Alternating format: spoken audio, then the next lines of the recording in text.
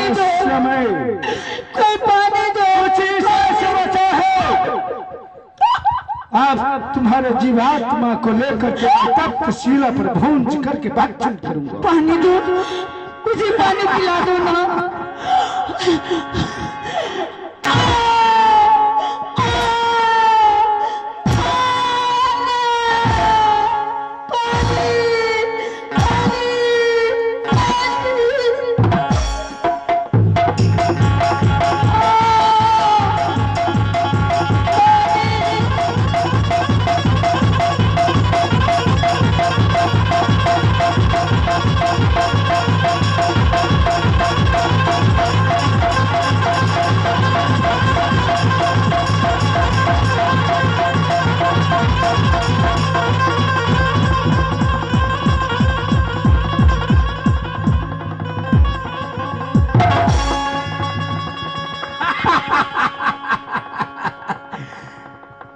अब मैं इस जीवात्मा को लेकर के तब शिला पर भोज करके भक्षण करूंगा।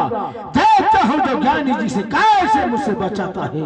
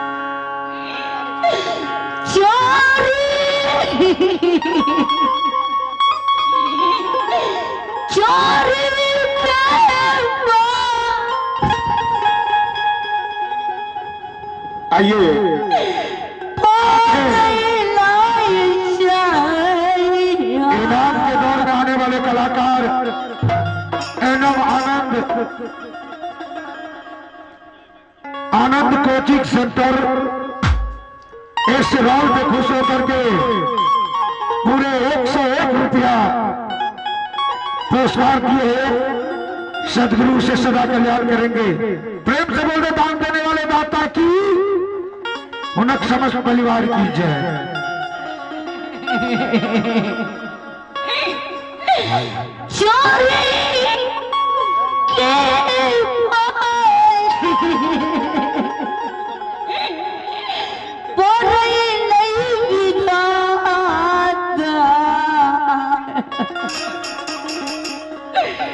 कैसे भवाना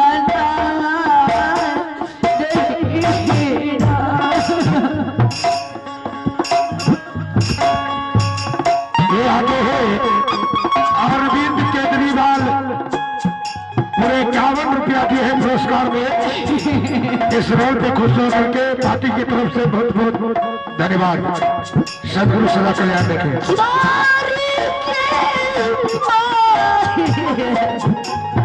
और ये आगे है धीरज कुमार चौहान, पूरे 51 रुपया दिए हैं खाता में। सदगुरु सदा कल्याण करेंगे। धन्यवाद। कैसे भवाना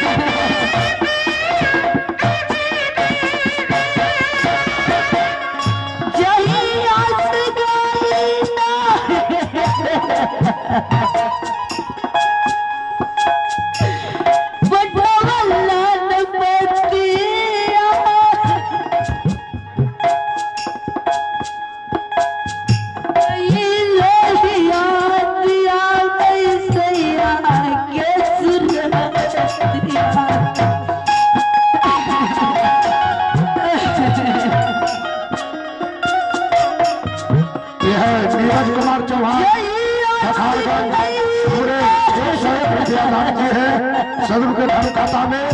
सदगुरु सदा कल्याण करें।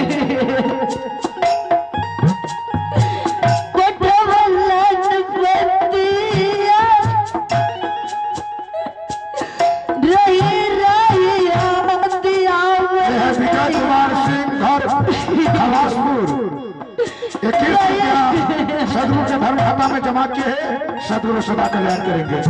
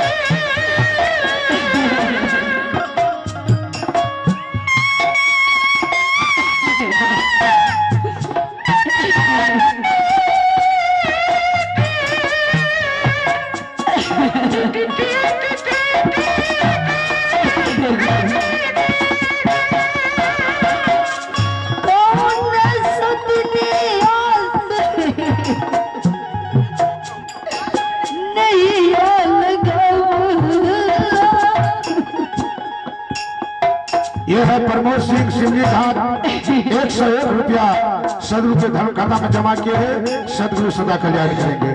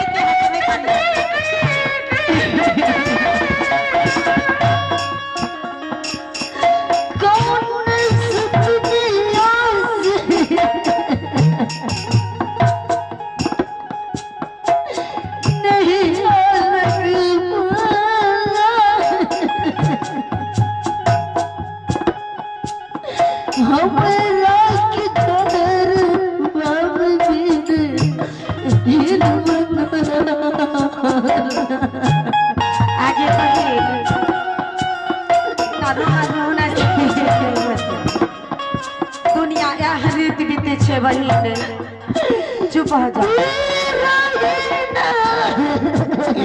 अंकित कुमार झखारगंज का निवासी है। पूरे 51 रुपया सदगुरु के धर्म खाता में जमा किए हैं। सदगुरु सदा कल्याण करेंगे।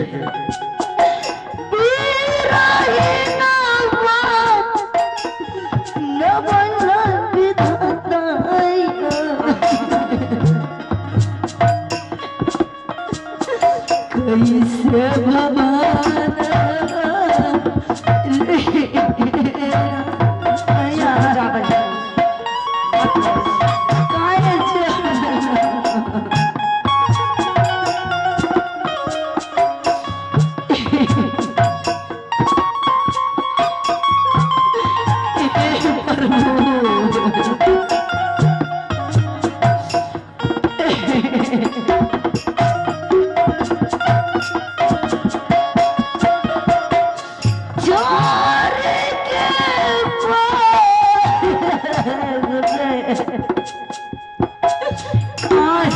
क्या संस्कार करूं हे परमात्मा।